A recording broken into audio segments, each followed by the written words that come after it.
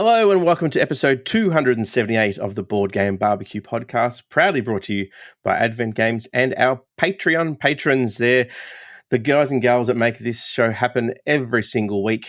My name's Dan, and this is my first episode back for 2024. I'm excited to be back. I'm excited to be hosting, and I'm especially excited to be joined by these two knuckleheads. In Queensland, we have Adrian. How you going, buddy? I'm good, man. How you doing? I'm really, really good. And knucklehead number 2, Mitch. How are you, sir? I'm doing well, mate. I've got to say, I'm glad to see you back too, because, you know, at your age, every day's a blessing. I was going to say something about 2024. Being thankful. All right. And this is why it took so long to actually return to the show for the year. I actually, bit behind the scenes, I sort of set up the schedule, and I thought I'd give myself an extra couple of weeks just to steady myself, to prepare myself for all the old jokes. And then just coincidentally, I just happened to be returning 2 days after my birthday, where I got some lovely messages from everyone in the community and everyone in the team, except for Mitch. Yeah. No, don't ever bank on that, mate.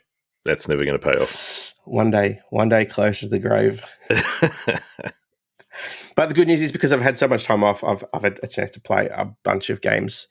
But I also want to hear from you, Adrian, because you've been under the weather lately, mate. How you hanging? Dude, I have been in the worst pain of my life. I am not kidding. I had my wisdom tooth extracted, which wasn't really an issue. I've had the other one taken out in the past. And it got infected.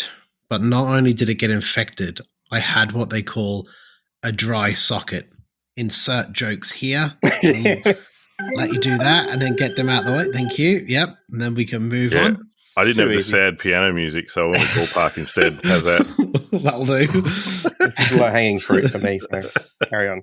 Yeah, so it was excruciating. I don't know if anyone knows what a dry socket is prior to my mentioning of it, but I had never heard of it before, and it was agony. It was basically exposed bone and nerve to the air after they took the tooth out. The wound wasn't healing up properly, but it was really cool because they put this clove. Awesome. Sounds like heaps of fun. Yeah. Oh, no, it was so painful. It was terrible. That was really bad, but it was kind of cool that it wasn't just bucket loads of pain meds to get me through it. They actually have like this clove Hessian kind of putty stuff that they push inside the hole right down into like where the nerve is. And apparently cloves are really good medicinal properties for oral problems. And that clove smell and taste was just throughout my mouth for ages. And it was brilliant. Like, it felt really nice. It was really strange, though, because the taste is gross, because clove is a gross taste, right? It's a weird, quite strong taste. But when it went in... I always associate clove with, like, apple pie. I'm like ham. Cloves and apple pies. Yeah, my grandmother used to make apple pie, and she used to put cloves in and cinnamon for flavouring. But if she didn't take all the cloves out and you copped one in the middle of dessert, yeah. Yeah. Cloves and apple pie were all the rage in 1882, so that's fair. They were. So, but cloves and ham. I think cloves and ham, because they put cloves in the ham, right? When you bake it, right? That's the only time I've ever seen a clove used in my life, to be honest. But I just I haven't mentioned that my grandmother couldn't cook.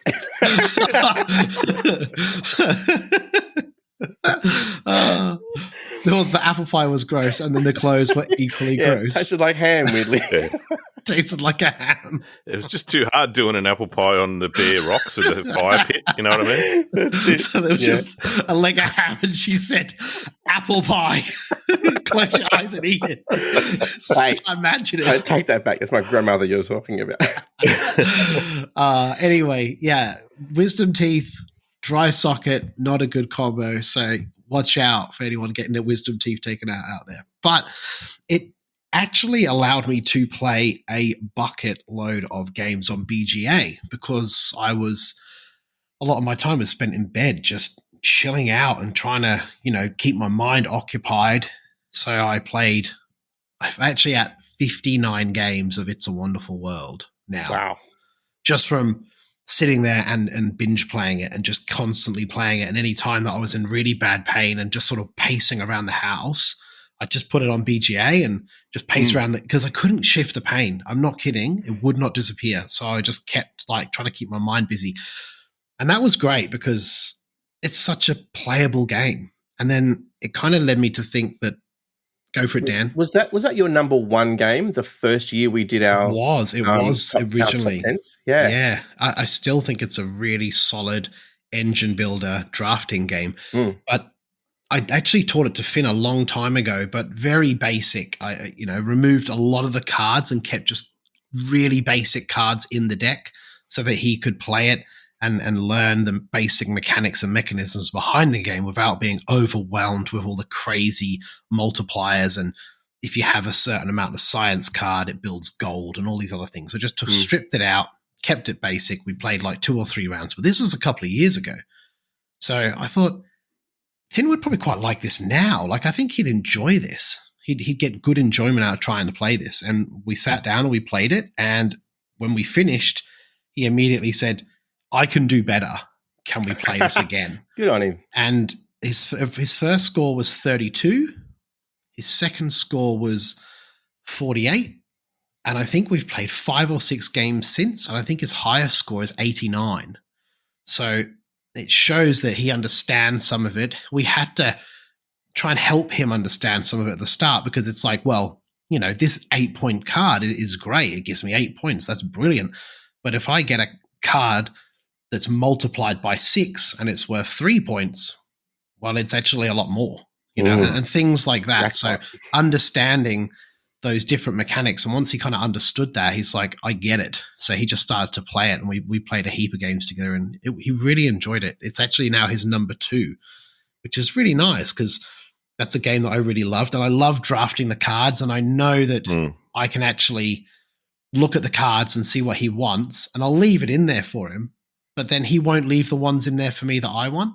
Because I'm like, rude. I want it. Yeah, rude. Like, come on. It's all fair. Like, if I leave ones for you, you got to leave ones for me. It's like, yeah, but I knew you wanted that because you're making blue, and that's going to give you loads of points and 4 red cubes or 3 red cubes. I'm not going to let you have that.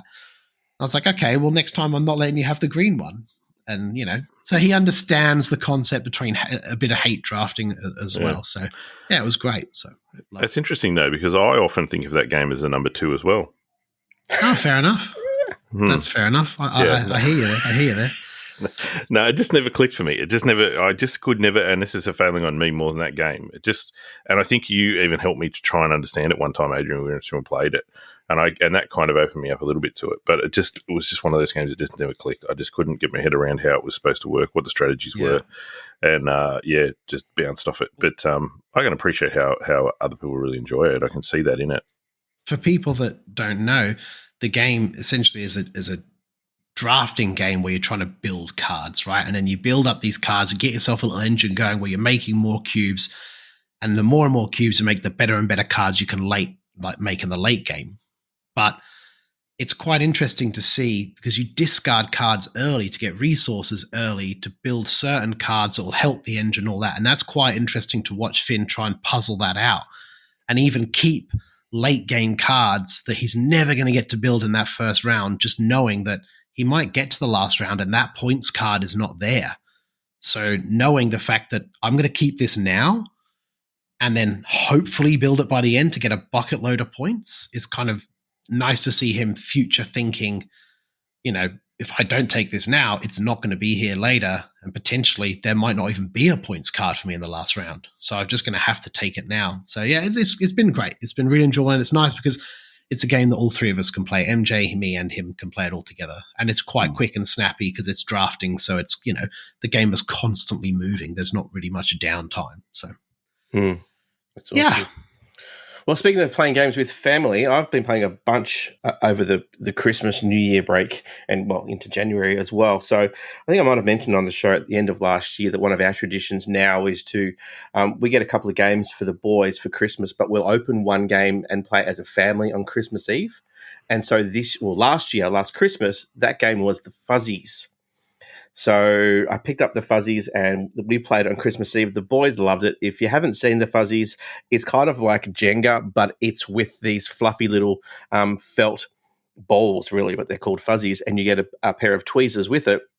And it comes in a cup with a base, and you kind of jam it into the cup, and then you flip it upside down, and you slowly lift the cup off, and what you're left with is this little tower of these little felt balls.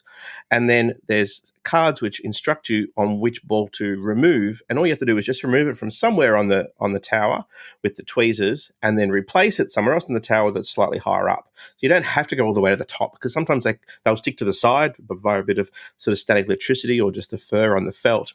And then as it starts to go, it starts to lean in one direction, or it gets more precarious as you're trying to pick them off with the tweezers. And then if any fuzzies fall off and fall onto the table, we'll be playing on the floor, because it's a kind of cool game for everyone just to get down on with some cushions and play on the floor in the lounge room. But if any fuzzies fall, you take a penalty, and the penalties will make you use your non-dominant hand next time. It'll say that you have to not use tweezers, but actually use your fingers. You have to cover one eye. You have to put one hand on your nose and put your other hand through that like an elephant. So that's how you have to play like an elephant on your next turn. And if more than, I think it's, if it's 10 or more fall off, then it's just game over. But if any other fall, you take up to 3 penalties, and that's how the game will still progress. So we played this a bunch on Christmas Eve until the boys' eyes were hanging out of their head. But then we took it to Christmas Day, played it with family. We've taken it to other sort of people's family catch-ups over New Year's break, and it's got a lot of mileage, this game, for us. We also really enjoyed it over Christmas. It was a great little game. And I actually, it's very hard when you cover the one eye. Yeah. Like, the depth perception just disappears. So you think you're 5 or 6 centimeters away from it, but you're actually touching it already. And it's like, oh dear, this is actually pretty difficult to pluck one of these off. Yeah, it's great. We really enjoyed it. And another thing, like you said, it packs up in that cup. But another great thing is in the base, all of the cards slide into the base, and so do the tweezers. So you can actually just leave it out. Like, it's not an offensive looking thing with all those colorful fuzzies inside. And it's basically comes in its own little travel container, really. So yeah, you can take it anywhere. It sets up in seconds, and then away you go. So I remember seeing this at a couple of game days. I might have even seen it being played at South by Southwest last year, and didn't really sort of understand exactly what was going on, because I only saw it from afar. But really, really good, fun family game. The Fuzzies, highly recommend that. And another one that has been mentioned on the show. In fact, it was only a week or two ago that Lauren and Jules talked about the Magic Labyrinth. So that was a game that we bought for Oliver for Christmas, for him. And we actually got Storytime Chess, the second, number 2 for Jack, because he's learning chess. And last year we'd bought him Storytime Chess to learn how the pieces move.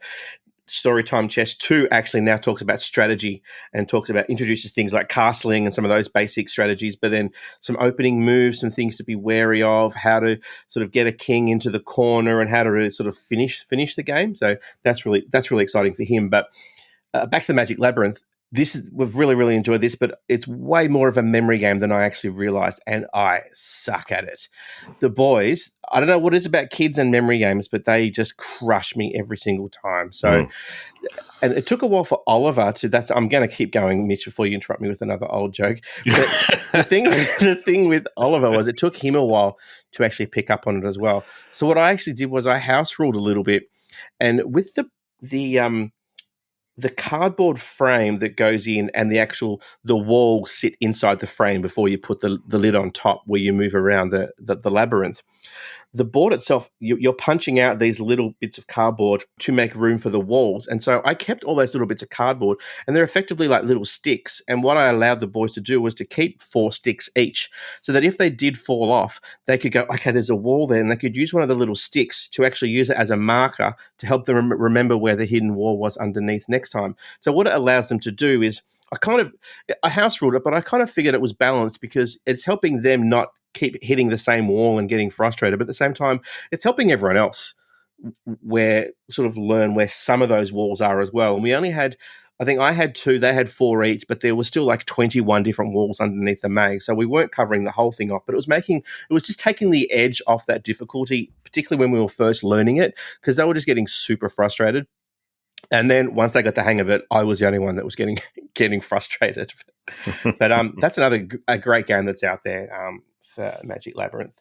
And the last one I'll quickly mention as well is it had been mentioned a couple times during the year last year, but Race to the Raft was something that I picked up secondhand just before Christmas and played that for the first time. I remember Def saying, I always just assumed it was a sequel to Isle of Cats, and Isle of Cats wasn't something I was particularly interested in, but I remember Def talking about it, saying that it was a puzzle, and my ears pricked up at puzzle, I'll be in that. And Race to the Raft is awesome. We loved it. We played it the other night with some friends, and we just went through the tutorial, and then we went, okay, well, let's just skip ahead and play our level 1, and then okay, let's skip ahead and play a more difficult one, and then we were playing out of the 5-star difficulties. We played one that was 4 stars. So I think we played about 4 or 5 times and just nudged up the level of difficulty each time.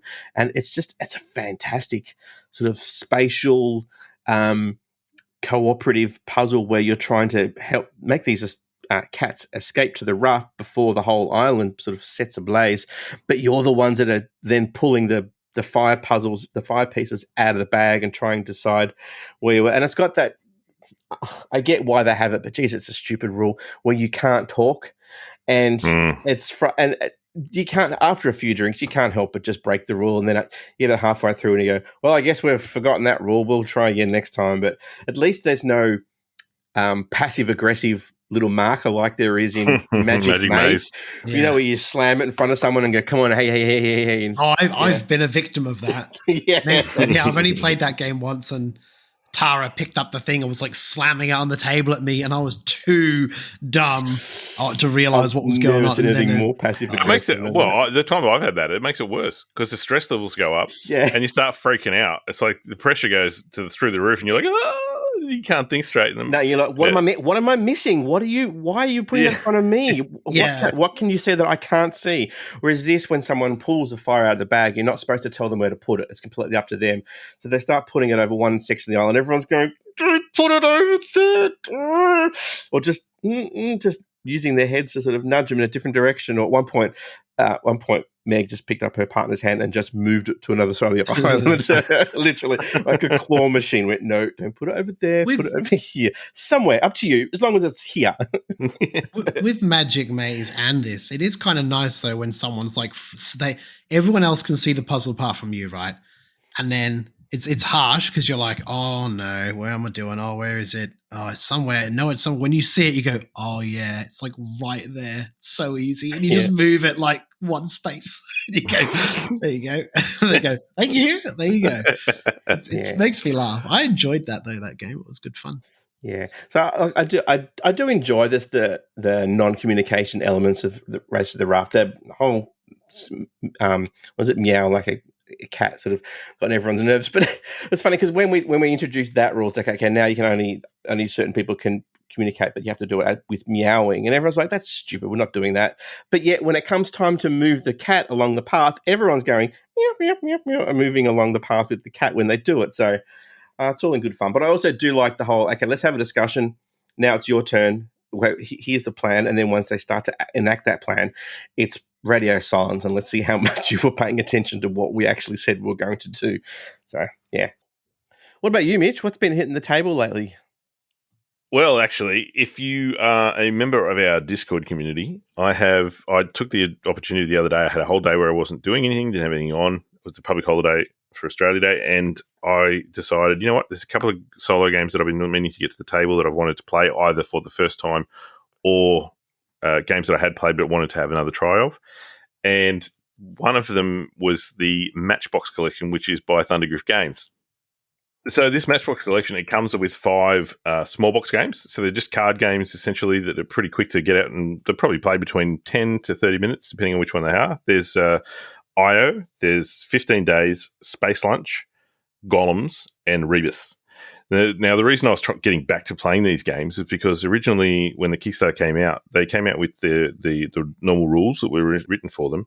And I think because they were trying to get the rules down onto a very small piece of paper sort of thing so they could fold up into the small box, the rules weren't great, to be honest. They were just too brief? Or? No, just really not sort of thought through. There was stuff that was missing. It was really hard to play the games. And I think with the solo side of things too, it was just sort of rushed in there. It was my pet peeve with solo rules, which is when designers will say the first line in the solo game is, learn the multiplayer game first. It's like, well, I don't want to learn the multiplayer game as I'm a solo gamer. Can't you just weave the solo rules into the multiplayer rules so that like I can learn it as I go instead of having to learn the multiplayer version first, then I can go and make the changes in the solo rules. It's a pet hate for me, but that was the sort of thing. So I had a really bad experience with them the first time around with the original rules. Credit to Thundergriff though, they did actually take the feedback on board. They revamped all of the rules and they resent out all the rule books to all the backers. So I was keen to get it on the table and have a go at these with the new rules with them. And so I did that. Let's just say I didn't love them all. There was still some issues that I felt with some of the rule books, and I was a little disappointed with that. I even had a couple where I had to go back to the old rule books because there was stuff missing from the new ones that was actually included in the old ones. And I thought, well, that's a bit disappointing. How do you lose information when you improve the rule book, which is frustrating. But anyway, it is what it is. And so if I was to rank them all, if I was to go through, I'd say IO was definitely my favorite. That was a good game, good card playing. It's set in feudal Japan where you have to take on this sort of 4 tracks of enemies that will come in from all the corners. If you imagine like a square, they're all sort of coming in from the corners. And then you have to play weapon cards to defeat them or to block them. And each of the weapon cards will target a different corner or 2 corners or maybe 3 corners. And you've got to sort of choose how you're going to play those cards. Your weapon deck is essentially the game's timer. So when you're playing the cards out, you're trying to play them as best you can, as most efficiently. And when the enemies will attack you back on the enemy turn, they attack you by forcing you to move cards into your discard pile. So there's that sort of mechanic you're going around. When you defeat one of the bad guys, each of the bad guys that are coming in to attack you will have a number of honor points. When you defeat them by attacking them, you move them into your honor pile. And at the end of the game, you'll add up your honor points to determine what your score was and how you went. But if you defend the line, then that line will not attack you at all during that phase.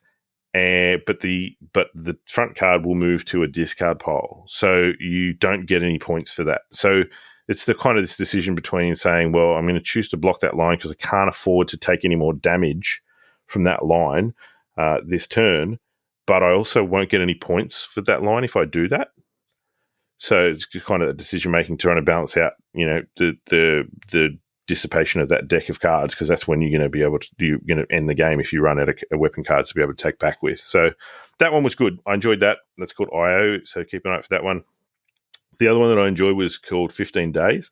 I actually didn't play this one solo. That was with my daughter Layla. She came in and was keen to have a game. So that one, it's just like a set collection game where you're collecting cards in numeric order, trying to make a sequence of cards collected in numeric order. There's 4 different sort of suits, I guess, and they represent each of the seasons. And each of the seasons then has a little animal meeple that if you get that meeple, it will give you bonus powers. Like you could draw more cards from the market, or you can move different cards, play different cards around for a lower cost, those sorts of things. So they give you little bonuses as you go along. It's an interesting little system though, because each of the little meeples represents a season.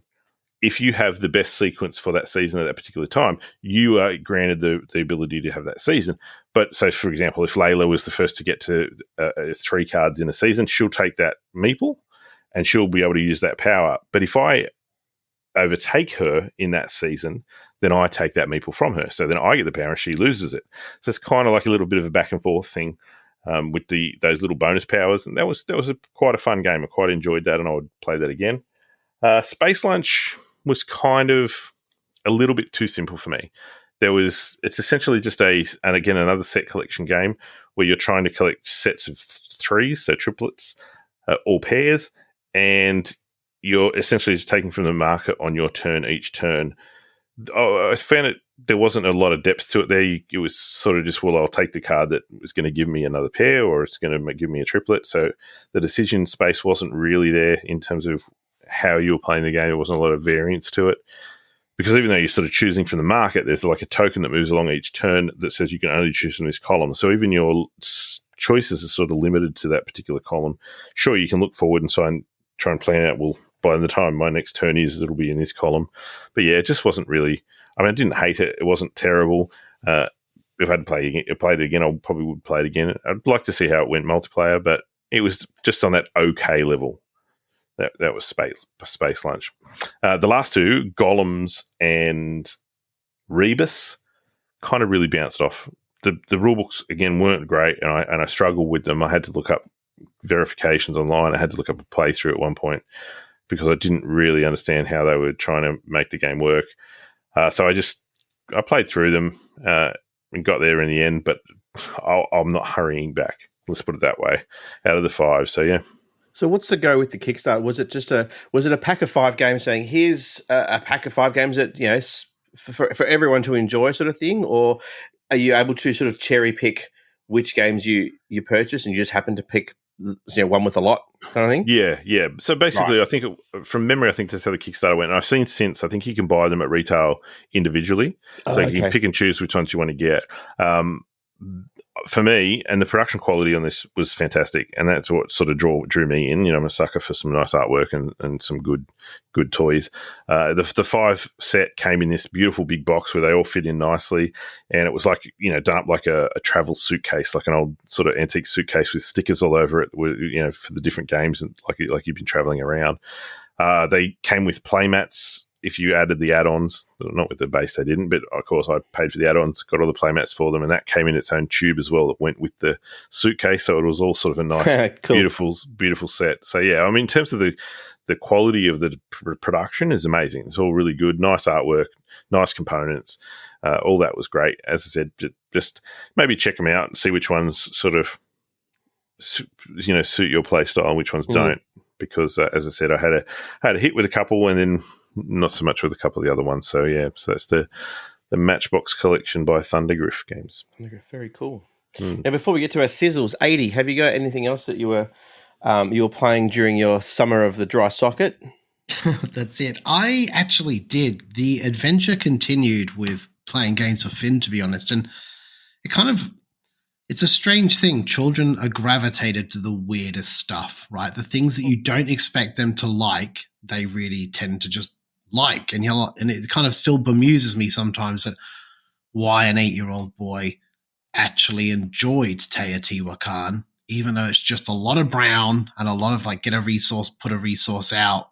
Do you know what I mean? It's not like a dungeon crawler where you're hacking and slashing your way through monsters and you're chucking a bunch of dice and it's got these wow moments. It is a very thinky game. It was my oath. So spoilers, it was my oath to teach Thin, which was inspired by one of our community members and Patreons, Nathan. And yeah, he loved it. It's his number 1.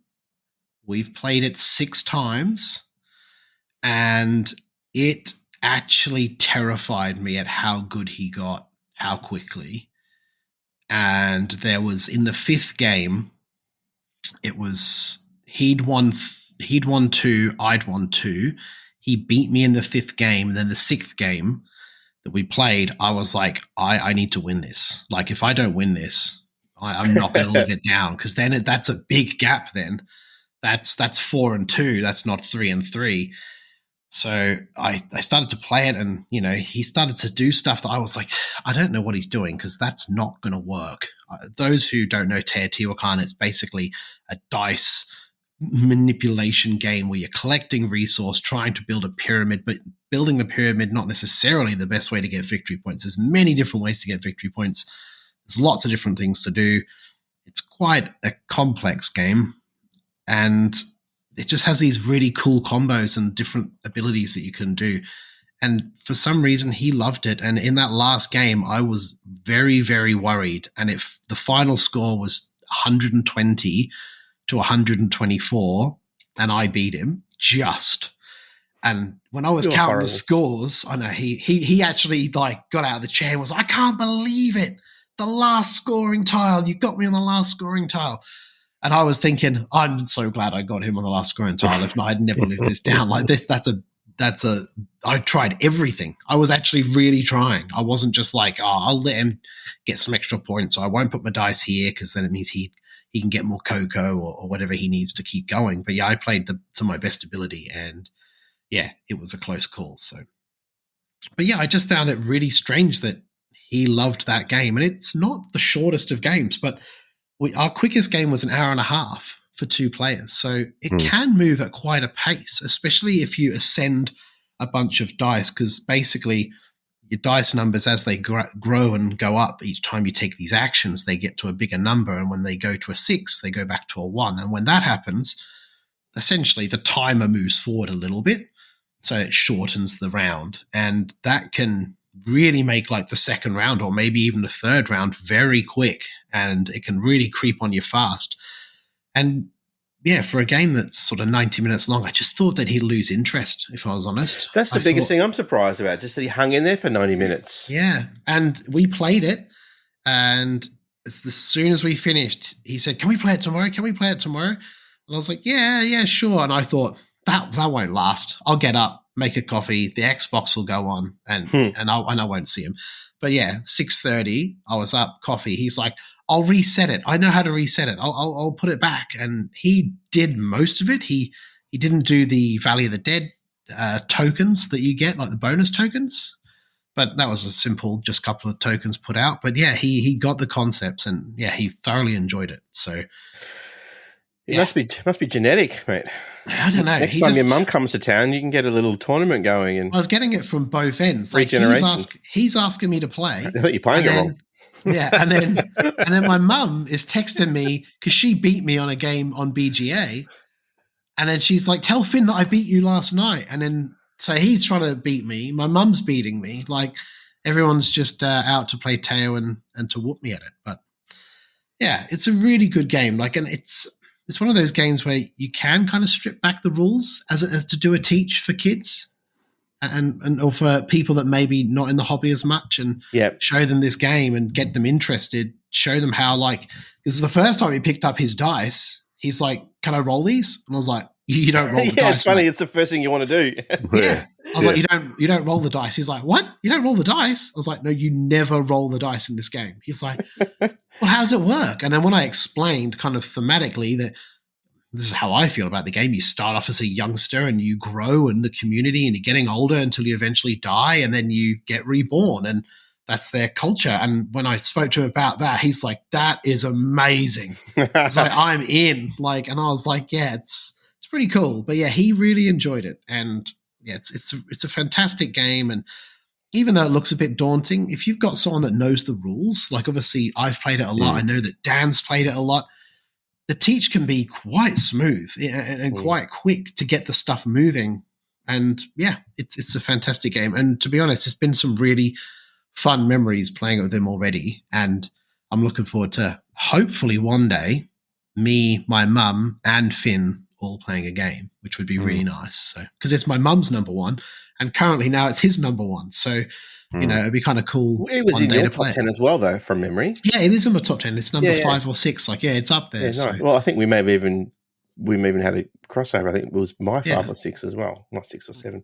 Yeah, that's great. I'm very jealous. I don't think I could introduce you to Jack, and Jack's same age as Finn. But yeah, my boys lost interest last night when we were playing the Animals of Baker Street, solving a mystery with it. They lost interest after 45 minutes, but that could also have been because they knew Pavlova was coming after the game, so they were more focused on that. It is super situational with young kids. It could be anything that just makes them either disengaged, not interested, tired, maybe just the theme, maybe just whatever, maybe the mechanics, maybe it just doesn't interest them. Like just how, war games don't interest me. Maybe, worker placement dice games don't interest them, and then but maybe something else does interest them. I think it's because he's hanging out with his old man as well. So that's pretty cool. Yeah, fair play. So yeah. Well, we might move on to our sizzles, and if you don't mind, guys, I might go first because I've got a little bit of a tightrope act that I need to try and perform here, because I would like to talk about, for my sizzling game, I'd like to talk about Ticket to Ride, Legends of the West. Jen and I have been playing this over the course of the summer, and we've got one game to go for our 12-game campaign, and we have loved every single minute of it. So I wanted to share as much as I could with our listeners in case there was anyone on the fence who was thinking about maybe buying it. But I'm very conscious that I am. I'm very conscious of the fact that it's a legacy game, and so there may be spoilers, and I'm very particular when it comes to spoilers, particularly when it comes to, like, I've loved movies all my life. I hate anyone spoiling a movie. I even crack it when someone tells me, oh, there's a great twist at the end, but I won't tell you what the twist is. To me, that's still a spoiler, because I'll go into the movie thinking, I wonder what the twist is going to be. Exactly. So what I thought I would do is I would just give a brief overview of our experience with the game, talk about a few things that are on the box and on the BGG description, and then I would go into a little bit more explanation that's still mostly spoiler-free. But when I get to that point, if you don't want to hear anything else, you can just check the show notes and skip straight to Mitch's sizzle. So I do want to share a little bit about it, but for those that aren't aware, Ticket to Ride Legends of the West, the legacy game, was released, and it is a legacy version of the Ticket to Ride game that everyone knows and loves. It's set in North America, and it's basically depicts the early 1800s to 1865 to 1898. It takes place. So this is very early on in the train era in North America. And as the name suggests, Legends of the West, it's all about heading over, starting in the east and heading over to the west. Again, that's not really a spoiler because it's on the box. But the campaign itself is 12 games over the course of the entire campaign, and players play an individual color like you do when you normally play Ticket to Ride, but the colors represent a company. Jen and I played this at just the two of us, and we could not wait. Every time we finished a game, we couldn't wait to play the next one. The games were taking probably about 45 minutes initially, so easy to play back to back to back. As things start getting added to the game, as with most legacy games, the time blew out, but never more than maybe an hour. So the game itself introduces new things. Now, if you think of who's done this, it's Rob Davio and Matt Leacock. So a lot of the things that they introduced to the pandemic legacy games are very, very similar. So, for instance, if an event deck, that's something that you've never seen before in a Ticket to Ride. But the thing to remember is that Ticket to Ride is still a competitive game. It's not a cooperative game like Pandemic Legacy. But if you enjoy playing Pandemic Legacy and you are able to get a larger group of friends, I would recommend, if you can, play this with 4 or 5 people, because as with most legacy games, you can't really replay it. Well, with this one, you can't replay it. And so to get the full experience of the map and everyone doing the Ticket to Ride things where you're playing train cards to lay trains of your color, you do get more out of it if you've got that sort of interaction. If I wanted that track and now I got to go to the different track. Jen and I, where you play your trains, just like the normal Ticket to Ride game, is largely based on what tickets you get at the start of the game. And so if it just so happens that the tickets that I've drawn, I'm trying to fulfill, are in a different area to what Jin's fulfilling, then we probably wouldn't interact very much when it comes to the sort of the real estate of the map. I'd say that's one of the big differences between the Pandemics and the Ticket to Ride, is that you can't just say, oh, we'll just play it 4-handed. We'll play 2 characters each or 2 companies each. You can't do that with this. You have to have those 4 players. So that's quite interesting. I never even thought about that. I wish we had a regular group that we could have actually pumped out these games, these 12 games with a bigger group, but we struggled just with 3 people doing Pandemic Legacy Season 1. So Jen and I just thought, you know what, it's summer, when the boys go to bed, let's just get some snacks together and the first night we played game 1, game 2, then game 3, and that's rare for her to go, should we play again? And then she'll look at the clock and go, yeah, let's play again.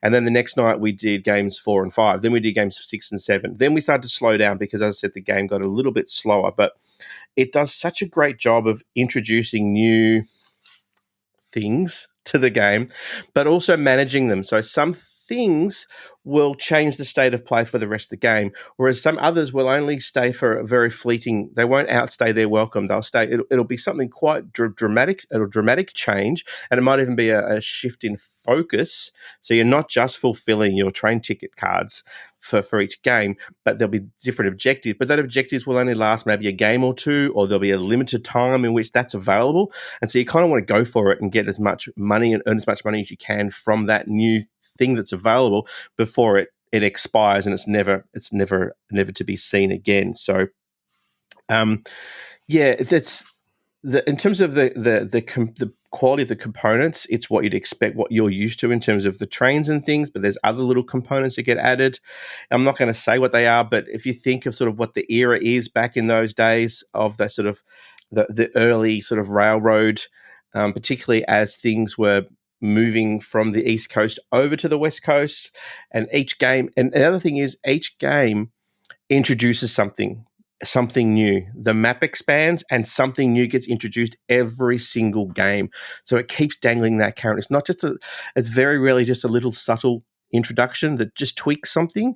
They're quite significant, and it just makes the game so much more interesting every single time. But the other thing that I suppose is important, that it's not a campaign in the sense of like when Pandemic Legacy is telling an overarching story. This isn't really telling a story, because this takes place from 1865. Then it sort of time jumps. The next game is set in 1868. The next one is 1871. And so just as history showed, so there were certain advancements in technology or what have you, that's where those sort of time jumps occur. And so it's almost like little mini stories. There is one little story arc that goes from start to finish. But for the most part, it's just almost like the advancements in the game are sort of married to the advancements in things that were happening in that time in Northern America. So I don't want to say probably too much more than that at the moment, but so I'll draw a line in the sand here and say if anyone wants to keep listening, then I'll share a few more thoughts on the game. But if you don't want to know anything else, suffice to say, it's a bloody excellent game. Now, there was something that came out on Shut Up and Sit Down just recently where they reviewed it and they said the game was, in terms of a campaign style game, in terms of a legacy style game, it was fine. That was all they were sort of rating it as. I think, personally, it's better than just fine. I'm not sure, like I said, we've only got one game to go, so I'm not really sure how it's going to go in terms of playing the game following the campaign. I really can't see how that would happen. I know there are some legacy-style games out there where, okay, once you finish the game, that's the state of the board. Now you can just play the game as per usual, and that's your board. This one is a little bit different. I don't think you can play it beyond that. There may be something else in the box that we haven't got to yet for the final game. That reveals a way in which you can push on. But yeah, I highly recommend this game. We've had an absolute blast with it, and to get the 12 games out of it, I definitely think it's value for money, particularly if you can get 4 or 5 people together and play it on the regular. I think you will absolutely love it. And now skip ahead to the timestamp for Mitch's sizzle. Unless you want to hang around. So I've got a few other thoughts on the game, some pros and cons. I love the fact that the game itself only goes between 40 and 60 minutes. So it feels like a normal Ticket to Ride game. The great thing about and it mentions this in the BGG description, but it starts off on the East Coast, and then every game you finish, it adds a new part of the map. So you're putting this jigsaw together, and every new part of the map isn't just a new section of America they're discovering. They all have different things that they add to the game, none of which I'm going to spoil now. Suffice to say that you are literally starting off in the East and starting to travel over to the West with every new game that evolves. And the fact that because you're traveling to new destinations, or including new destinations, you're getting more tickets. And so the ticket pool actually does build up quite a bit, but they're well aware that that's the case. And so they've introduced this incredibly clever mechanism to help manage the tickets so it doesn't get out of control. Now, I will say with only 2 players, that pile did get quite high. But if you had additional players, if you had 4 or 5 players, then the tickets would be easier to manage. Same as with the events, because you've got new territories being explored, being discovered, then new events are being added to the event deck as well. And so it starts off, you start the game with no event, and then at certain points, just like when you get the outbreak card that comes in the city deck for Pandemic, there are these newsflash, and when you get a newsflash, there's when you play 2 players, there's 6 of them in the train deck. Then you have to turn over an event card, and so every new time a territory is discovered, new events that were related to that or related to maybe the point of the era that you're in, new events get added to that event deck. And we didn't thin it out as quickly as we could have because it was just the 2 of us. Because there are some event decks that, again, will be recycled and used over and over again, and some are quite savage, but they're temporary. And so the game really, really manages that. The flip side to that is that because there are all these different things being added, the admin side of things, the pack up and the pack down to the setup can take a little while. Anyone who's played a legacy game knows that there are certain rules that get added as you go, and so in order to make sure that we're setting it up the game properly and packing down every time properly, you're adding new rules. You've got to go through everything step by step to make sure you don't miss anything. And so after 12 games, there's a hell of a lot of new stuff being added to the game. So you want to make sure that you're doing everything in order. So you're setting it up properly. The other danger is if you don't get to it in time, if you're not playing it super regularly, you're going to forget certain things. So you really want to make sure you go through step by step, make sure that everyone gets 4 train tickets, everyone gets 4 train cards. Now, what's the next step? What do I check? We've got to make sure we're aware of this thing that started 4 games ago. That's still in play. There's this thing over here. That's still current. This thing over here, that's new. That was just introduced at the end of the last game. So don't forget about that as well. There's quite a few things to juggle. So it's really good if you're able to play these games sort of back to back, so you don't forget some of those things. But it just makes the game so much more interesting because sometimes it's not even about laying the trains and getting the points. Ultimately, what you're trying to do is you're trying to accumulate as much money as you can over the 12 games for your company. And there's a really cool little way of certain things you can have that carry on to the next game. Certain actions that I'm really trying to be careful here about what I do and don't say, but there's certain things you might earn as a company that allow you to do certain things during the course of the game that might only last 1 game or 2, and then you pop it in a special section that you don't actually see again till the very end of the game. And so even though someone might have the most points or the most money from game 1 or game 2, there's an overall winner from the entire campaign for who's decided as the winner. So there's other things going on during the game that can award you points at the end, and everyone's got their own little it's their office, it's their company office, and things you pop in the vault for the end of the game. So look, this one completely surprised us. I'm not sure what we were expecting in terms of a legacy game. I suppose we wanted something that was going to tell a story, and this one doesn't really tell a story, but it's cherry picked a lot of some of the things that you might be already familiar with Ticket to Ride if you've played, say, the Netherlands version or the London, the UK maps. It's borrowed some of those things, but the setting in the kind of the Wild West, well, it gets wild anyway. It's really, really exciting, and it's one of those games where you open up because it forces you to open things up at the end of your game. And depending on whether you won or whether you lost, in the group, whoever wins gets to choose the way certain things go. Whoever loses gets an advantage for the next game. But you're opening up and adding something to the game right before you finish. And it's like, oh, that looks really good. Should we play one more time just so we can see how this one plays out? And so you do, and then you open up another box to start the next at the end of that game. And it's like, oh, do we want to wait till tomorrow to try this out, or should we just give it a crack now? It's only sort of an hour, and yeah, you find yourself playing back to back all the time. So I think I've said a lot without saying too much, hopefully. And I mentioned, I know you've started playing it as well. What was your experience with it? Very much the same.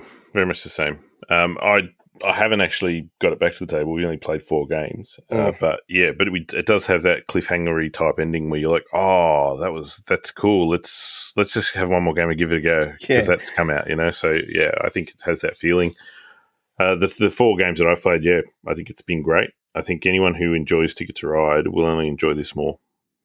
Yeah, it's a fabulous experience, and yeah, if anyone bounced off Pandemic, maybe because they're not into cooperative games, then this is a great thing for you. I mean, even though at some points during the later games, there's a lot going on, it's all introduced to incrementally, so it doesn't feel like it's overwhelming. If someone goes, hey, we're going to play Ticket to Ride, and here's the 20 different things that are going to be going on while you're trying to lay trains, then you would just go, no, thank you. But because it's introduced slowly and it's introduced to you in an exciting way, you're definitely invested in these sort of nuances and these changes in rules and tweaks in what you're trying to do. And some of them will pull you in one direction for one game, and then it's back to the main focus for this game. And yeah, it's been great. 80? So for someone that did bounce off Ticket to Ride and didn't bounce off Pandemic, do you think there's still hope that I'd enjoy this as like a campaign game with the family? How long ago did you bounce off Ticket to Ride? Mate, like 3 years ago, maybe more. Well, I would say that anyone who has not played a game for that amount of time, be it Ticket to Ride or otherwise, should possibly try games again. Because if you've been into the hobby and you've been trying different things and your tastes have grown and evolved, then anything you tried 3 years ago could be an entirely different experience now after you have changed as a player, as a gamer. More, you will change more than any of these games or anything will. Yeah, I think the other thing as well with legacy games is it's the shared experience of it that you really enjoy too. It's enjoy opening up an envelope or a box together and going, oh, this is going to be great. Sort of discovering things as you go, as opposed to let's set it up, let's play it. Who won? Okay, pack it away.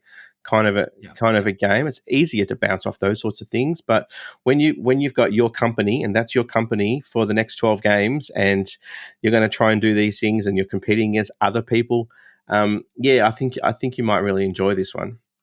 And it's probably not for your little 9-year-old Teo protege. It's probably it's not wouldn't be too difficult for him either, I'd say. Yeah, well, 45 minutes to an hour is a good time. Yeah, absolutely. Which also makes it so easy to go, all right, let's go again, because this new rule sounds awesome. Let's do it. So yeah, that's Ticket to Ride, Legends of the West, the legacy game. I highly recommend it if you haven't checked it already. Yeah, it plays over a campaign of 12, and it's not like the Pandemic one where if you lose, you play again and then you move on, because it's not cooperative. You play over a source of 12, and there are some dramatic shifts from game to game, which just make you want to play again. Cool. Mitch. Hi. Now that I've explained to everyone everything there is to know about Ticket to Ride, for those of us that are joining us at this timestamp, what's your sizzle for this week? My sizzle for this week. So I'm going to go along with the theme that I already have started this episode, where I was talking about my day of solo gaming. And it's a game that I really enjoyed during that session, and I hadn't played it before.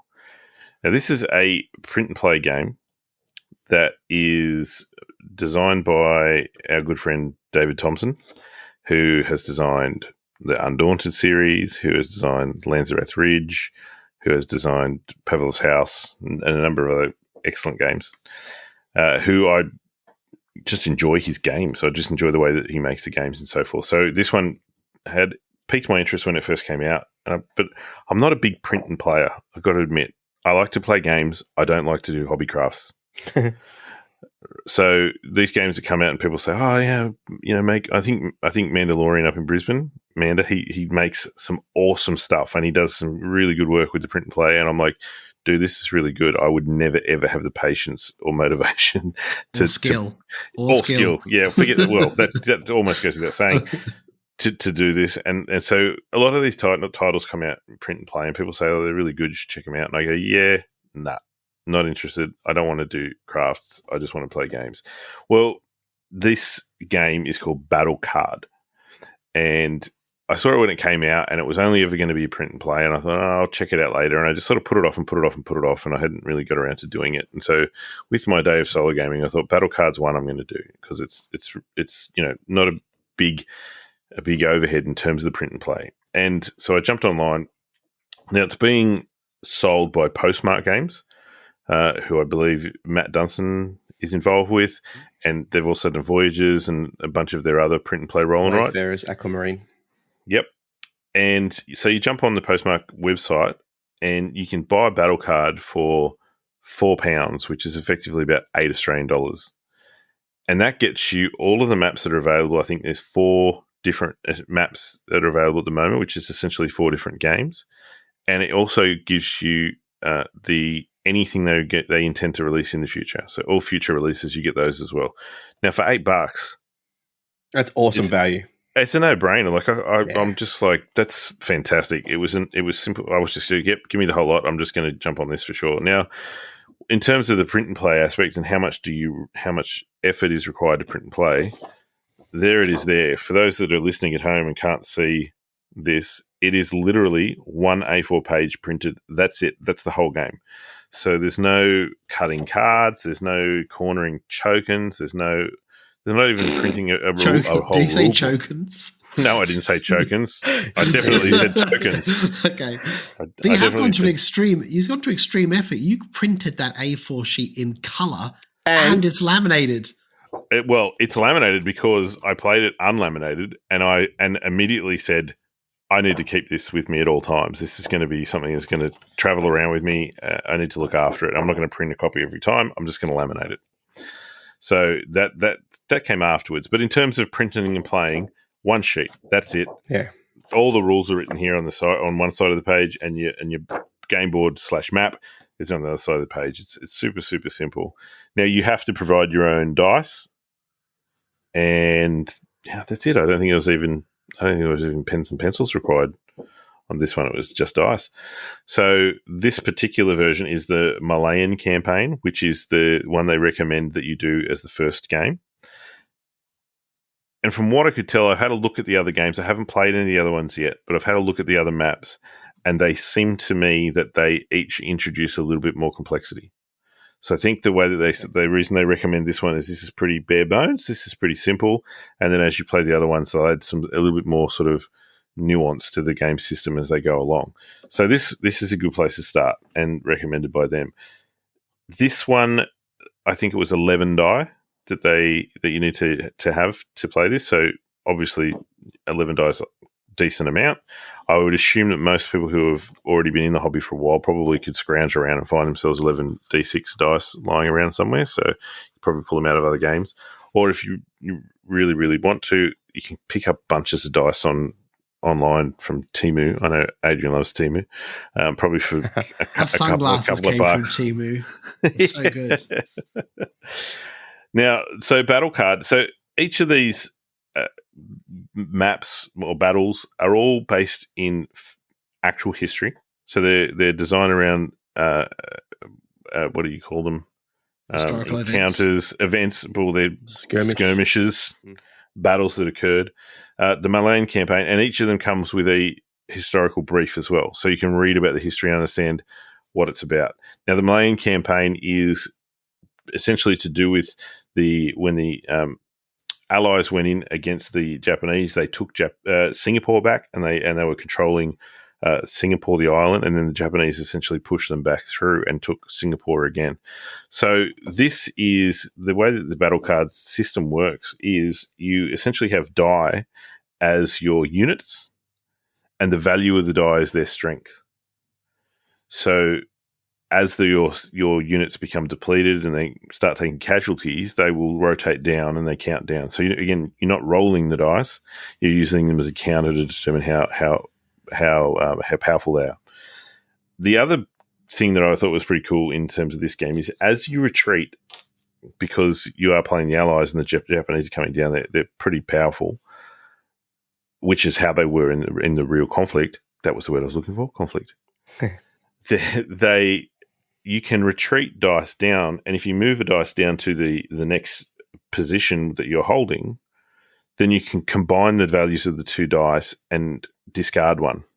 So you can essentially, you're sort of losing a die, but you're using that to boost the power and the strength of the die down. You've had to surrender a place on the map in order to do that.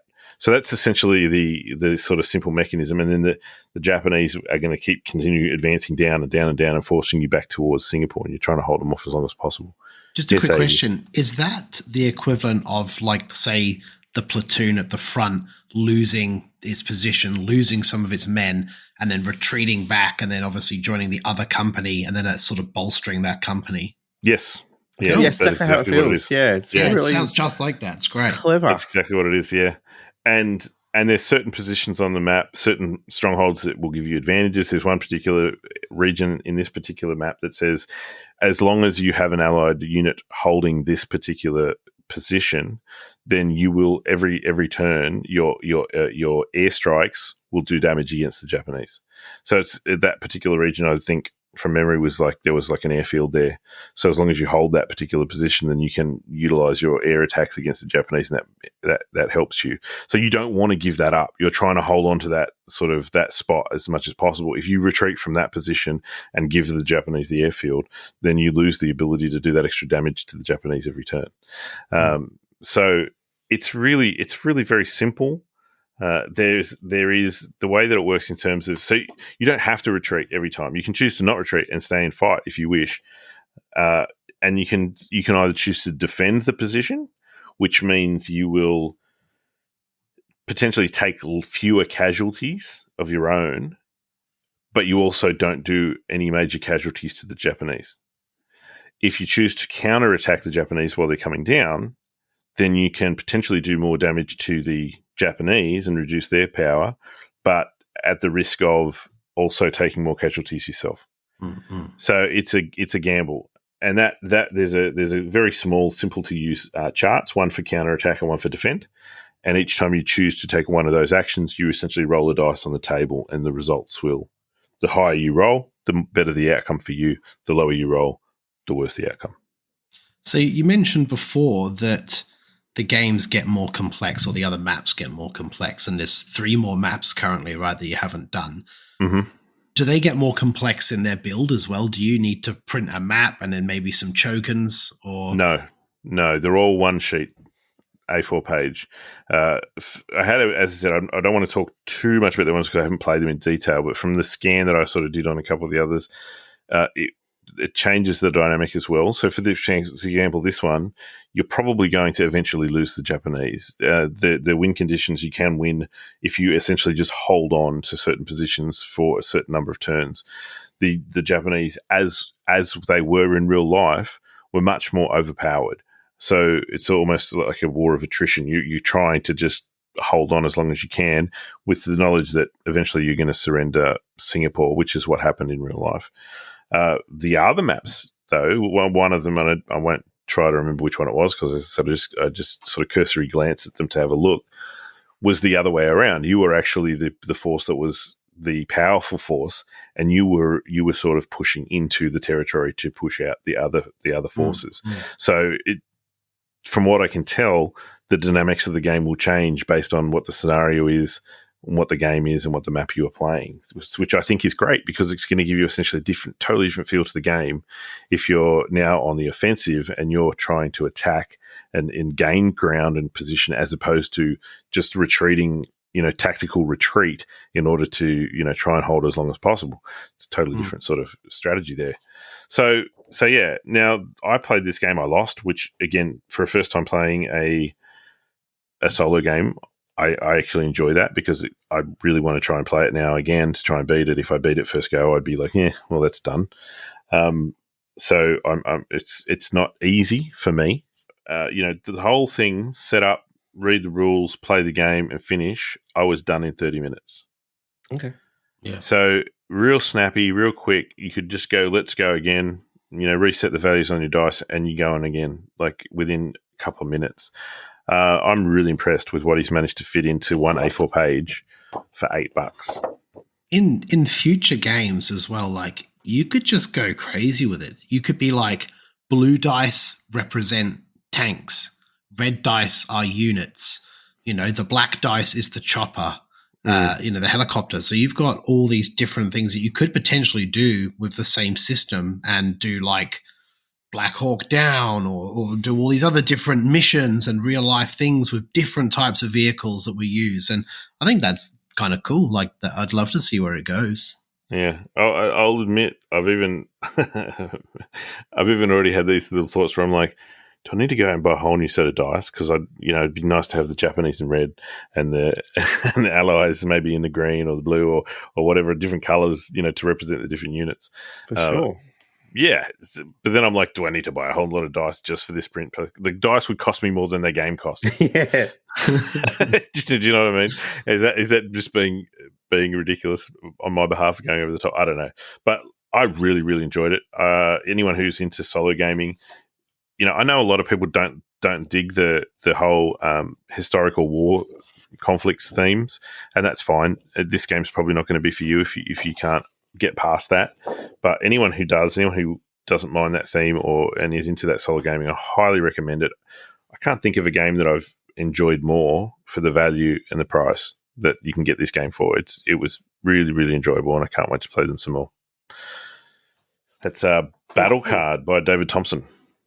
Battle Card. All right, let's round it out, Adrian. What's your sizzle for this week? This sizzle is basically my introduction to Finn to play Pipeline. And that comes in the form of Trailblazers.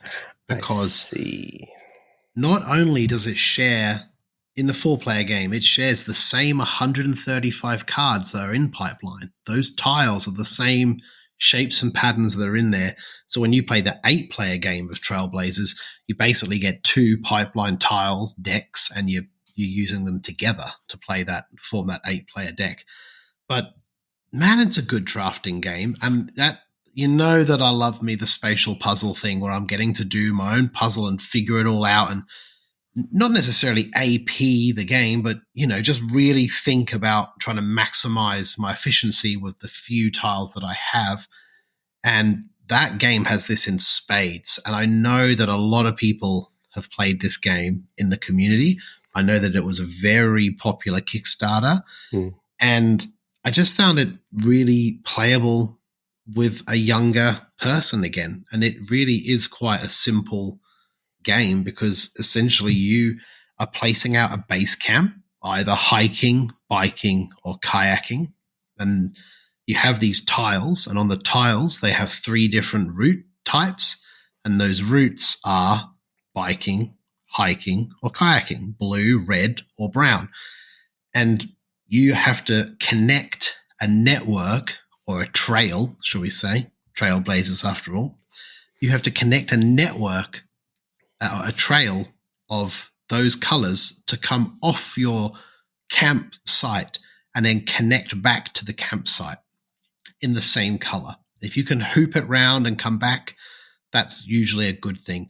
Sometimes the end game conditions and the in-game conditions bend those rules. They don't want you to necessarily just come back off one side and on the other. Sometimes it requires you to have 2 tiles or 2 tracks come off one side and then connect onto the opposite side or the other side of the tile. So therefore, you're not just trying to make one big tile, you're trying to get 2 tiles to connect around the other side onto another base camp. And basically, you get the 8 cards, you draft them, you pick one, you place it, you pick one, you place it, and so on until you're out. And then you place out your next base camp, right? So you will place all 3 base camps in the game. So then you have to decide where you're going to place your next base camp. So that becomes a bit of a puzzle in itself, because you might have set yourself up badly, or you might have set yourself up quite well to just sneak that base camp in and slot it into a space which works for you. Do you get to choose which base camp you place second? Yes. Okay, cool. You choose the first one, the second one, and the third one. You do it in whichever order you wish. But end-game conditions often tie into these quite heavily. So sometimes it might be, as an example, encase the other 2 camps inside a giant river. So you have to connect off of the blue one, the kayaking base camp, and it has to then go all the way around the other 2 camps and then connect in a hoop. So all the pipes inside that have to work and have to connect to the sides of the rivers. Yeah. You mean trails, right? Not pipes. Yeah. Sorry. It's the pipeline in me, right? I can't help it. I actually refer to them as pipes to Finn when we play, because he said it a few times, because he said the same thing. Pipes? I'm like, I mean trails. I'm sorry. And he's like, oh, okay, yeah. But it's a really good game. It's so simple. Take a card, put it down, pass the deck over, and you take another card and you're just making trails. And even though Ryan Courtney's very good at making these tight games, like he's really, really clever at making, and the scores come out pretty close each time. They're not miles apart. And with these end of game scoring conditions, it's whoever's got the most gets first place, second most, third place, and last place. And then the same for in-game. Whoever can complete the in-game condition first gets the highest bonus points, and then you have a second place and a third place. And there are other expansion components. There are animal tokens, and there are traveler figures, and there's also campfire tokens. I haven't used any of those yet because I really do feel that what's in the base game for the amount of time that you play it is enough. I feel that there's enough game in the base game to sit down, quick half an hour drafting game, play some tiles, thinky spatial puzzle, and then you wrap it up and you can move on. The components are fantastic. They are made out of like this plastic, that same kind of plastic cards, Mitch, that are in Too Many Bones. Mm-hmm. Yeah. That kind of material. So they don't warp. They don't, get damaged if you spill water on them. They're just really solid. So having said that, they don't slide around too much either because you are placing them. When you place them on the table, I've had no problem. Okay. We have a table with like a play mat, and it's been absolutely fine on that. They don't, like I said, they're not like, they don't even have like a slight warping to them. You know how like sometimes when cards have those edges on them, they're a bit warped and they kind of don't sit quite properly. These are really smooth, and they've sat absolutely fine. We've just thoroughly enjoyed it. I feel that it's a game that you can just get out and play. And the great thing is you can play it with 2, but you can play it with 8. So it really does scale well, and it doesn't take any more time to play it with more players, as long as one of the players hasn't got AP, and then there's like that kind of domino effect of the stacks next to that one player. If everyone has passed their drafting cards on, and then that one person's still picking a tile, then they then start to pass it, and it kind of catches up. But I have to admit, like, we play the rule of you place the deck down next to the other player, and you're not allowed to touch it until everyone's done their card, and then you can pick it up. Because then, with Finn being a little bit younger, so there has been a couple of elements of confusion where it's like, how many have you taken? What number are you on? Have you taken one or not? And he's like, I can't remember if I took one out of here. Then you know how you're counting how many are in your deck, how many are in their deck, and it hasn't been a massive issue. His trail's twice the size of yours. Yeah, exactly. It's like, how have you got 14 cards and I've only placed 9? What have you done? But yeah, it's a really great game.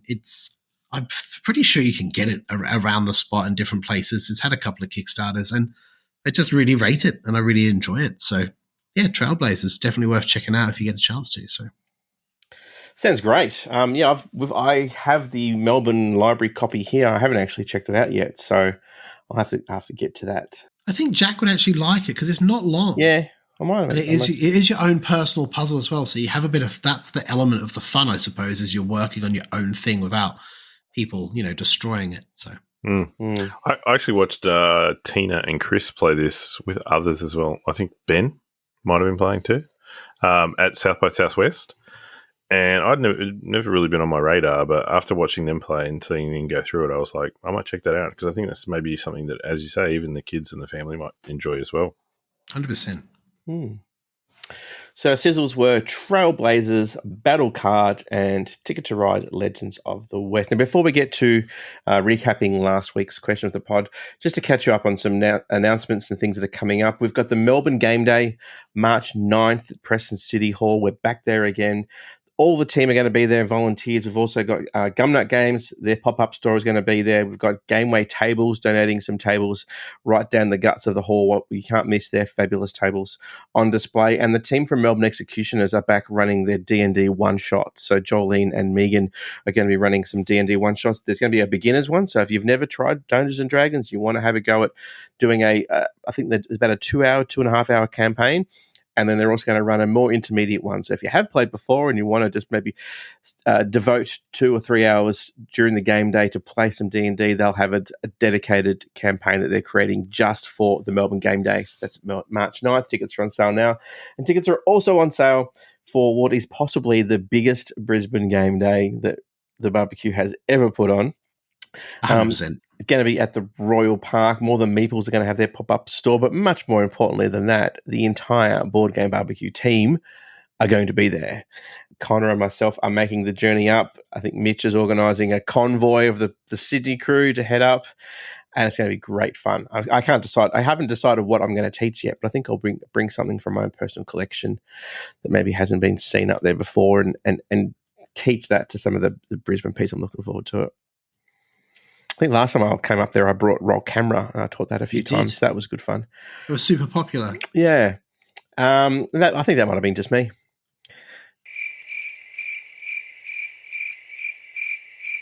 Actually, no, it's probably the game.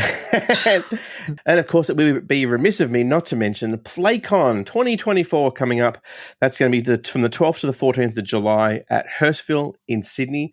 We're going to have panels. We're going to do some trivia. We'll do some Jackbox. And of course, there'll be some merch there as well. But it's all about board games. You're going to have more board games than you've ever seen before at a board game convention here in Australia. We're really excited to be bringing this to Sydney. It's on our radar, something we've wanted to do for quite some time now. So just think of the Melbourne Game Day, the Sydney Game Day, and the Brisbane Game Day all bundled into one big event over 3 days with industry people there as well. We've already mentioned a few of them that are going to be there. We've got a whole bunch of sponsors. You can go to play-con.com for all the information and, of course, to grab your tickets. And make sure you grab them before they sell out. Now, you may remember that every March, we do Oceania Month, and we've got Oceania Month coming back again this March. We've got a bunch of guests that are going to be on back-to-back for every episode over the course of March, so we're really, really excited to be doing that. More information about those guests coming in the next few weeks. We've also got a few guests coming in February next month, and we've got some massive news that we're going to be announcing on February 13th as well. So make sure you tune in for that. Maybe we can give you a few more clues about that one next episode. But for now, we've got a bunch of great guests coming in February, and then a big Oceania month in March. You know that game you've been wanting for a long, long time? The one that's been on your wish list for ages? Yeah, that one. The one you've been adding to your cart and taking off again, umming and ahhing about whether you should get it or not? Well, I'm here to push you over the edge and say go to adventgames.com and add that to your cart right now. I bet you that Dean has a great price on it, he's got great customer service, flat rate shipping, and there's so many other goodies to explore on the website. Wonderful categories all organised to pick the exact game that's right for you and the group that you play with. So head over now, don't hesitate, to adventgames.com.au and add that game to your cart now. All right, time to recap last week's question of the pod. And it was a great one. We had a lot of feedback and responses on this one. The question was, do you have a favourite gaming playlist or music genre that enhances the gaming atmosphere? Adrian? I definitely have some experience with this too. I just played Mini Express a bunch solo, and this question was on, and I was like, how am I going to put on the Back to the Future 3 soundtrack? And it definitely 100% amplified my gaming experience. I kid you not. It was really fun. I really enjoyed it.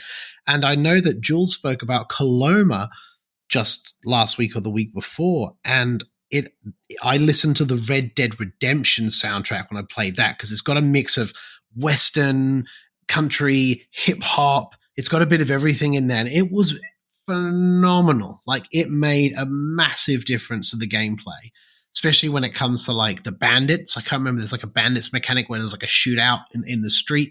And yeah, I remember like it came onto this really cool hip hop beat when we started to count up who was the leader and stuff in that area. And it just added, it definitely elevated it. But I will admit, if I'm trying to play Pipeline or some crazy like On Mars or something, I do struggle with songs that have lyrics because the vocals and the talking and stuff, I get lost real quick and I can't focus or concentrate on what I'm trying to math out in my head.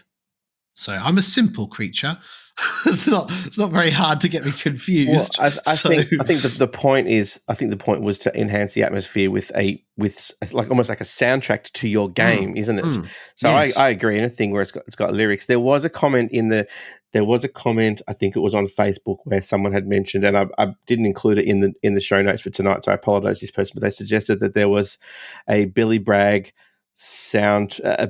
album about the taxman, and like Billy Bragg is really well known for his lyrics, and so I just thought that's really strange that someone will want that playing in the background, because I'd want to stop playing and just listen to the album itself. It would be too much of a distraction. So yeah, for me it's more about having like a score or some sort of soundtrack behind it. The Seventh Continent app actually comes with a soundtrack that you can play while you're playing Seventh Continent, and so it's got waves crashing and gulls, and that does really enhance the experience of playing Seventh Continent.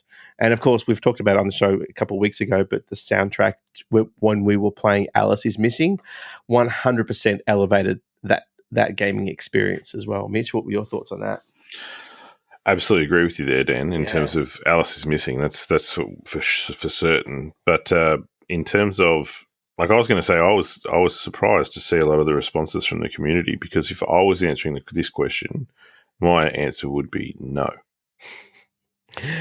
I feel Alice is Missing needs the soundtrack, though. Other board games don't need it. I think Alice is Missing needs it. Otherwise, what you're hearing is type, and then there's a lot of quiet and a lot of sitting there just looking at the screen saying, yes and no. I think Mitch is typing.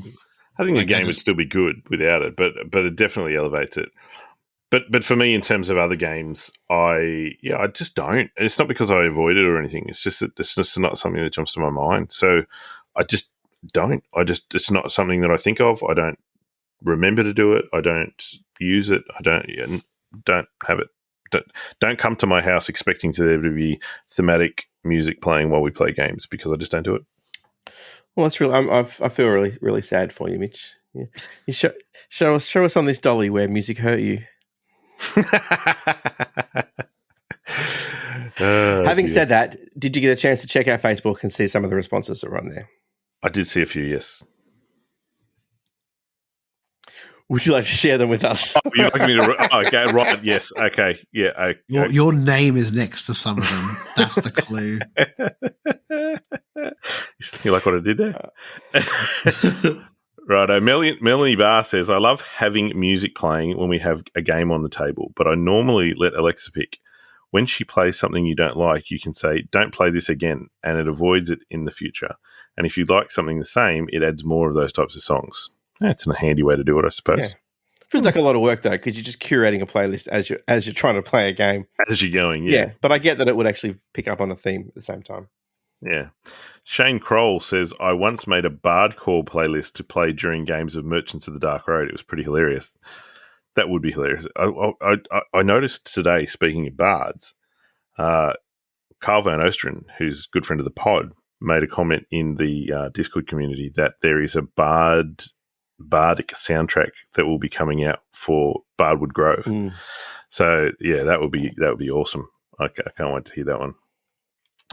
Mark Braithwaite says, I have a bunch of essential playlists generally based on who might be coming over. I have a really massive range of music likes, literally from Vivaldi to Powerwolf. Like, say, 2000s essential grunge songs or 80s hits, etc., plus background nature music, etc. But, and I think someone else has already said it, just to go on Spotify and type in, say, Wingspan playlist, and you'll find plenty of games already having playlists already set up for you. Raiders of the North Sea has one that I tend to play for a range of Viking-themed games. There was a nature-based soundtrack that is great for Earth, and even throw on Pirates of the Caribbean soundtracks from Maracaibo, etc. And someone had a Jumanji playlist for Ark Nova. So that's interesting. It's. I had no idea that was a thing. Going on to Spotify? I'm not a big Spotify user, but I'd be tempted to check it out if I knew there was already some existing playlists based on themes. Well, there's definitely Melodice, I think, is one that I've heard of that has playlists all set up and ready to go. I've done the Spotify one. Bit of hit or miss, to be honest. Some of those created things I'm a bit like, really? Okay. Yeah. Fair enough, here we go. I don't know about playing just like 80s grunge metal while you're playing Agricola, for example. Like I don't know about that. It might be a bit more distracting. But Melissa Climo says, I have a playlist I put together that basically runs 268 minutes. It's pop from the 70s to now and a lot of 80s, 90s. I do random shuffle, so usually a little while between repeats. We can usually catch someone singing or tapping along to a favourite or two. Not too loud, so it's more background than anything. Again, that's probably what I was sort of referring to. I don't know. I think if I was going to make the effort, I'd want the style to match the game as opposed to just any random music in the background. And Felicity Grace says, I really enjoy pairing music playlists to suit the theme. Usually there are good pre-made ones for board games, which makes it easier. My absolute favourite one, though, is listening to the Pride and Prejudice original soundtrack while playing Obsession. And it's just a wonderful soundtrack and the perfect balance between beautiful music that is enjoyable but smooth enough to be in the background without being distracting. Yeah, I can see that one. I could understand that. Yeah. And Adrian, did you check out Discord and Instagram? Well, talking about Carl Van Ostrand, he actually reached out and made a comment himself. He said, yes, I have a playlist called Nerd Nights that has a wide selection of awesome sci-fi and fantasy soundtracks that I use when I'm hosting. I love when the Jewel of the Fates comes on. It makes every turn 10 times more intense. And I could totally get that. Yeah, and it was at this point during the Discord channel that Adrian hijacked it and started talking about Star Wars for the next 3 bloody days. I reckon Carl should go one step further and call his game group Nerd Knights with a K. Yeah, what do you reckon? What do you reckon? Like Jedi Knights. Quick TM. Yeah. As well. So there you go. And on Instagram, Meeple Miss said, I have a separate Spotify profile specifically for board game. I'll often just search the game name, and more times than not, there's already a playlist ready to go for it. Nice. So, seems Spotify, the playlist is the way to go to check it out. Yeah, seems to be. I think I'm behind the times. I'm going to have to go check it out. I'm still waiting for trying to tune things in on the wireless at home, so...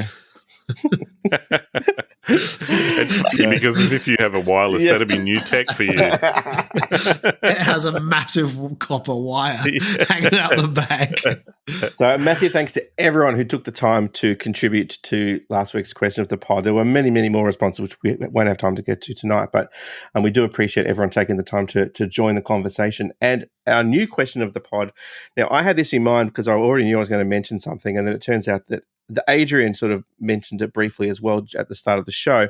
My question was going to be, do you have house rules for any of your games? Now, it might be a rule that you don't like, and so you've house ruled it, maybe just to make it easier. Maybe it's something that you're doing just for fun with your mates because it's a game that you know inside and out, that you've added your own house rules, or maybe it's a rule that you've just simplified a little bit to make it more accessible for your kids.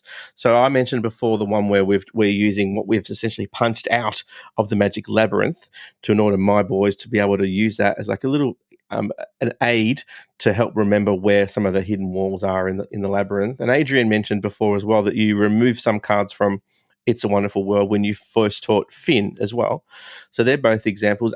Question without notice, Mitch, I don't know whether you saw what the question was going to be, but do you have any house rules, or you're a... Yep. 100%. So Brad and I house ruled the Isofarian Guard. Okay.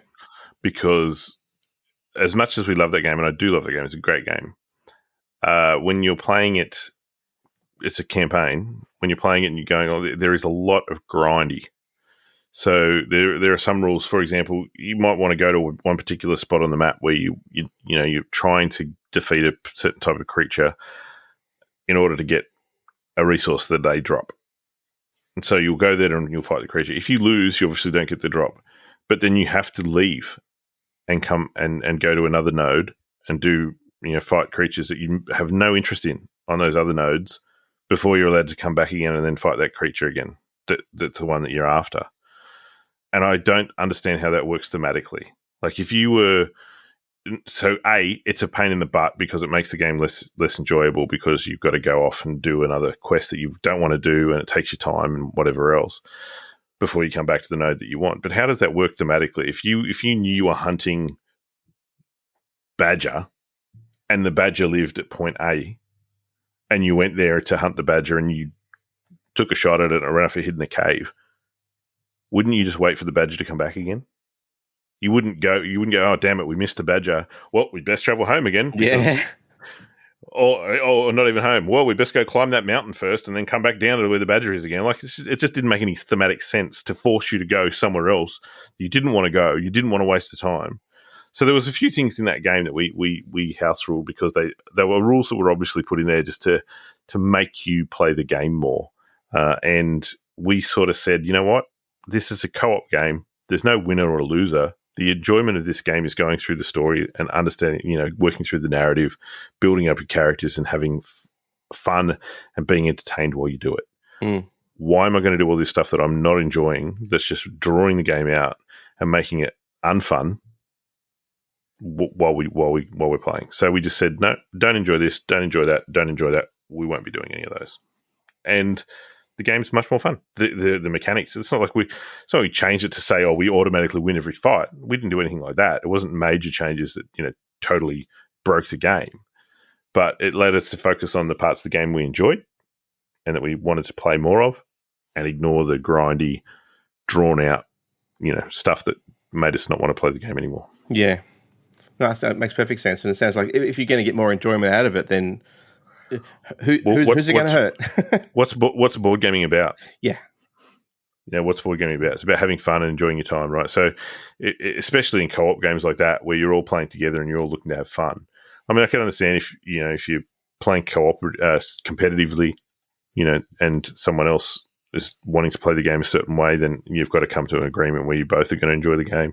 But when it's co-op and you're both working towards those same goals and you're just there to have fun, then I think that house ruling is a must. Make the game what you want it to be so that you enjoy it. Get the value out of it. Yep, absolutely. So that's our question for this week. Do you have house rules for any of your games? If you want to contribute to the question of the pod, you'll find it posted on our Facebook and our Instagram. I think we usually put it on X as well. I've just started saying X this year instead of Twitter, just in case you hadn't noticed. And of course, it'll be on our Discord as well, where a lot of the conversation takes place. And speaking of Patreons, I didn't, but let's speak about Patreons quickly. I just want to give a quick shout out to Nathan O'Sullivan, Cat Birthday, Hugh Lawson, Nerida, Scott Sunderland, and Fee. Thank you so much for your patronage. We really, really appreciate it. And if you want to support the podcast, you can always go to patreon.com/Board Game BBQ. Sign up to donate and get exclusive access to podcast episodes that we record just for our Patreons. We're kicking off again this year with the more Patreon podcasts. We'll also be cranking back up our Jackbox nights, and we'll have some trivia planned for later in the year. And there's also other ways to support the podcast without donating, the easiest of which is to tell your mates. If you're at a game night with friends, don't forget to tell them about the podcast. That's how most people are finding out podcasts these days, as well as going to Apple Podcasts and leaving a star rating or a review for us, Spotify's new star rating. It helps push our podcast, our humble little podcast, up the algorithm so that people can discover us. Only takes a few seconds. And we've got a review that came in late last year, which we missed, or maybe I hadn't been on the show to talk about it. This is a review from CMville05, 5-star rating, and it goes as thus. Just might be the best board game podcast on the World Wide Webs. So I think he's underselling. I'm not sure why he said might be, but this show is awesome. I discovered the barbecue a few months ago when I was searching for any podcast episodes in which they were discussing a specific game, Alma Mater. I came for content on one specific game, but I stayed to enjoy the whole episode. So many interesting games covered. Then I listened to another episode and another. Before long, I understood the format. Start with the sizzle, then question of the pod, then swearing an oath. All with lots of brilliant banter in between. The barbecue crew seemed like a lot of fun. I think I heard someone mention that reviews are read aloud on the podcast once, and the call to the community was to write a rap as to thoroughly embarrass whichever poor soul has to read it out loud. Well, I'm not much of a rapper, but here's a poem in Portuguese. Here we go then. All right. Here we go. Here we go. O churrasco do jogo de tabuleiro é lugar para os nerds. Todos nós temos uma prateleira de vergonha e na toa nós grelhamos com nossas palavras. Anyway, it's a great show. I've gone all the way back to the beginning and started listening to the original episodes from 2020. It's been so cool to listen to the evolution of the pod and enjoy the development of chemistry between hosts. They also feature some fantastic guests, including Vital Lacerda, Ian O'Toole, Tom Vassell, and many others. Cheers, folks. Keep up the brilliant content. And that's from CMville05. Now, I put his poem into a translator. And please tell me it's his washing list or something. No, it is the Board Game BBQ. It's a place for nerds. We all have a shelf of shame, so we grill with our words. Ah, nice. That's nice. How awesome is that? That's awesome. A massive shout out and thank you to CMville05. Apologies for not getting to your review last year, but I stumbled upon it over the Christmas break and I made sure I put it in my phone so we could read it out. And yes, I was the poor soul that had volunteered to do that. So I was also the person that said a rap. That was me. So hopefully the rap comes one day. The rap will come. Maybe. I'll have to brush up on my Portuguese in case there's any more from his mates over there coming. So don't forget you can leave a review as well on Apple Podcasts or Spotify. You can also get involved in the Board Game BBQ community by joining our Facebook, joining us on X, Instagram, YouTube, and of course there is the Discord community where there's always games and conversations going on. So get involved, support the show, and all the links are in the show notes. And now let's round out the show with Swear and Oath.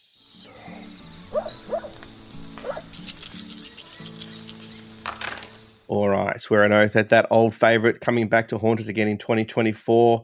I'm going to go first because my oath from last year, the very, very late in 2023, I said that my oath for the course of the Christmas break was just to try and clear out some of my old oaths that I didn't get around to playing. And I'd love to be able to say that I did that, but I was too busy playing new things to actually focus on the old oaths. So I'm going to carry that one across because there's still some things on my old oath list that I really want to play. I still want to play Riffle with Too Many Bones Outbreak, and there's a couple others that I highlighted as well. But my new oath, I'm not going to set an oath so much as just to make a vow for the course of 2024. And this is something that I've wanted to do for a while, but just haven't been able to do because my kids were at an age where it was always difficult to sort of get away. But now they're getting a bit older. My new oath is going to be to play more socially around Melbourne. I've never tended to go to many game nights or game functions, and there's plenty. There's so many more in Melbourne than there were previous years when we were coming out of COVID. So there's a couple of things happening over in the West. There's Board in the West. There's also one actually in the suburb that I live in that happens once a month, which I've only ever attended once. I know there are guys in our community here in Melbourne that actually do their regular game nights as well. So my oath for 2024 is to get out and be more social in terms of some of the gaming events that are happening around here. And that includes going up to Brisbane and going up to Sydney for the Board Game BBQ days there. But it's just easier for me to get out and leave the boys with my wife now because they're at an age now where they can read, they can shower themselves, they can read bedtime stories to themselves. And so I don't have to sort of be around to help all that. And Jen has kindly said, look, go for it. If you want to go to a few more game nights. I can understand Jen's position there totally. Yeah, to get me the hell out of here. But, just on that, a shout out to everyone in our hobby who affords us the time to go out to these things. If you've got a wife or a husband who says, I'll take the kids for Saturday and you go to the Sydney game day or you go and play at the Brisbane game day from 10 a.m. until 2 a.m., thank you to everyone who supports us, in this stupid little hobby of ours. So anyway, that's my oath. Adrian, do you remember what your oath was from last ep?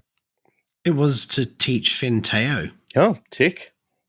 Yeah, big tick, and loved it. And yeah, I think that I will return to an old oath of mine, which was to play Anunnaki, because I actually set it up today and started to learn the game, and just like how Mitch had that gripe with learning the game and then having to read an entirely different book for the solo rules. That's where I'm at the moment, but we had a bit of a family thing that I had to help with, so I had to drop all the rule books halfway through and go and sort that out. But yeah, I definitely would like to play it again. And the Kingdom Death Monster campaign is probably coming to end on Wednesday. It almost came to an end on Australia Day. So once that's out the way, my game group hopefully will continue, and we'll probably try and introduce some of these other games to that group. So if I'm going to play it with them or play it solo, it's going to get played. So I didn't realize KDM had an end I thought it just went on forever. No, it does have an end. Well, there you go. So. Yeah. If only it would come sooner. Adrian loves it when I rag on his KDM obsession. I only laugh and just sit here and smile because I know you'd love it. That's the hard bit. That's the hardest bit. Maybe I probably would too, but it's like a lot of other things. I love putting crap on you about it more than I probably would like the game. I know. Maybe it was just Adrian banging on about it that I thought would never end, not the actual game itself. That might be what it was. Yeah. I'm pretty sure that will never end. That's true. All right, Mitch. Let's boot this baby home. All right. My oath was to play ISS Vanguard, and I did that. Hey. I've played through the full tutorial, so I played the first missions or whatever. So I guess, I don't know. I think that counts as playing it. I've learned the game. I was going to start playing it with Jules, but something came up and he wasn't able to come around, so we can blame him for that. But I also had it on my list of to plays for my solo day, but it was towards the bottom because I knew that it's the type of game that it's going to need, like, to really play it properly. I'm going to need to have it on the table for 2 to 3 days and see if I can put some really decent time into it. So that will come. But I have ticked the first box, which is to play it once and to do the tutorial and learn the game. So first impressions? Good. Yeah, really good. There's a lot going on with it. There's essentially 2 phases to the game. There's the ship phase where you're doing all your upgrades and all that sort of stuff, and getting all the bonuses and improvements that you can build for your ship. And then there's the landing phase where you send a team of people, a team of there's researchers, scientists, security personnel off onto different planets and things to investigate, to search, and to explore. So, and it's almost, well, it is really sort of 2 separate games. There's no similarities between the 2 different phases. They're totally different. But so, and I'm, just talking about Adrian and ragging on his thing. I was thinking it's probably similar to KDM in that you've got your boss battles, but then you've got your town building and all that sort of stuff that you do in between your boss battles, right, Adi? Yeah. So it may be similar in that way to KDM in space. But it's not necessarily a boss battler. It's more an exploration sort of game. So yes, it's good. I'm looking forward to playing it more, and the production quality is awesome. And maybe it'll come up and make another appearance on the show in the future. Very cool. What's next? My next oath is going to be to play more battle card maps. Nice. Because I really enjoyed the first one, and as I said earlier, and it's a game that I can print these maps out. I can have all 4 of them basically in my bag with me wherever I go. If I just take a dozen dice, then I'm away. I can play anywhere. So it's a really easy system, and I'm really enjoying it. So if I can knock over a few more of those maps, that'll be my goal before I'm on the podcast again. Brilliant. All right. Well, that just about does it for tonight's episode. Thanks, fellas, for being a part of things. Nice to catch up with you again. Start my 2024 year off talking about board games. We got there. We got there. Yeah, you're right. That's all right. It's been a few trials and tribulations on this one. Sucker out. It's going to be silky smooth. No one's going to know that all the disasters that happened behind the scenes tonight. But it's been a lot of fun as always. So thank you, Adrian. Thank you, Mitch. And thank you, listeners, for tuning in. Look forward to talking to you again next week on the Board Game BBQ. Until then, play more games. Bye. Bye, everybody. Bye. I'll wait for you little chuckleheads.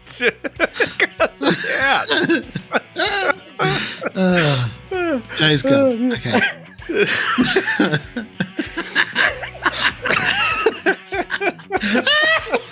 I'm crying. Sorry. We're going to have a good secret segment. Put it up. This always happens.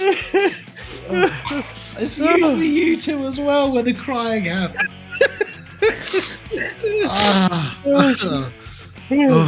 Okay. I need to get a drink real quick.